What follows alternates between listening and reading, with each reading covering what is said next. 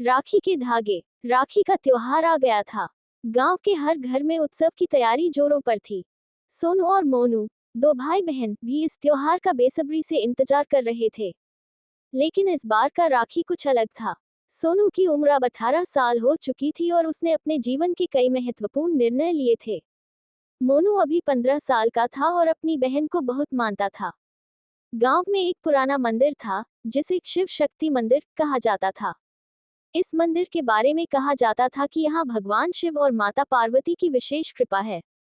मंदिर से जुड़ी एक कथा भी प्रचलित थी कि यहाँ राखी के दिन अगर कोई भाई बहन मिलकर भगवान शिव की आराधना करें, तो उनकी रक्षा हमेशा होती है और उनका बंधन हमेशा मजबूत रहता है। सोनू और मोनू ने भी सोचा कि इस बार वे मंदिर जाकर पूजा करेंगे। राखी के दिन सुबह सुबह दोनों ने मंदिर जाने की योजना बनाई। लेकिन मंदिर का रास्ता आसान नहीं था। उनके गांव से मंदिर तक जाने वाला रास्ता घने जंगलों से होकर गुजरता था। सोनू ने मोनू से कहा, डरने की कोई बात नहीं, मैं तुम्हारे साथ हूँ। दोनों भाई बहन ने अपनी यात्रा शुरू की। रास्ते में सोनू ने मोनू को पुरानी कहानियां सुनाई और दोनों हंसते खेलते चल रहे थे। लेकिन जैसे जैसे वे जंगल के अंदर गहरे जाने लगे, माहौल थोड़ा भयावह होता गया।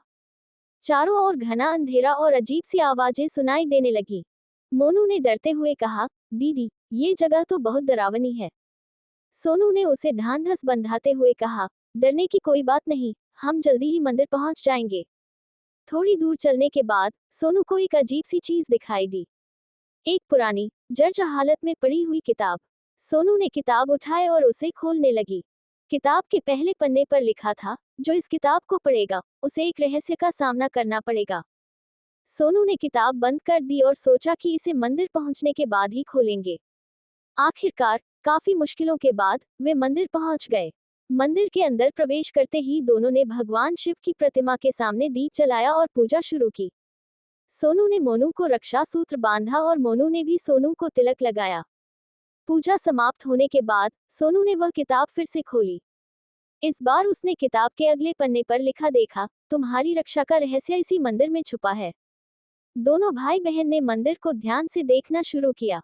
अचानक मोनू की नजर मंदिर के एक कोने में पड़े एक छोटे से संदूक पर पड़ी। संदूक को खोलने पर उसमें एक पुरानी चाबी मिली। चाबी के साथ एक और पर्ची थी, जिस पर लिखा था, ये चाबी तुम्हें सही रास्ता दिखाएगी। सोनू और मोनू ने चाबी को लेकर मंदिर के आसपास खोजबीन शुरू की। उन्हें मंदिर के पीछे एक गुप्त दरवाजा मिला। चाबी से दरवाजा खोला तो अंदर एक और छोटा कमरा था। कमरे के अंदर भगवान शिव की एक और प्रतिमा थी, जिसके हाथ में एक चमकदार रक्षा सूत्र बंधा हुआ था। सोनू ने वह रक्षा सूत्र उठा लिया और उसे मोनू के हाथ में बांध दिया। तभी उन्हें महसूस हुआ कि वे दोनों एक अदृश्य शक्ति से घिरे हुए हैं। भगवान शिव की प्रतिमा मुस्कुराए और एक दिव्य आवाज आई, तुम्हारा बंधन अब अटूट है। इस रक्षा सूत्र में मेरी शक्ति है, जो तुम्हें हर संकट से बचाएगी। दोनों भाई बहन ने भगवान शिव को प्रणाम किया और खुशी खुशी मंदिर से बाहर निकले।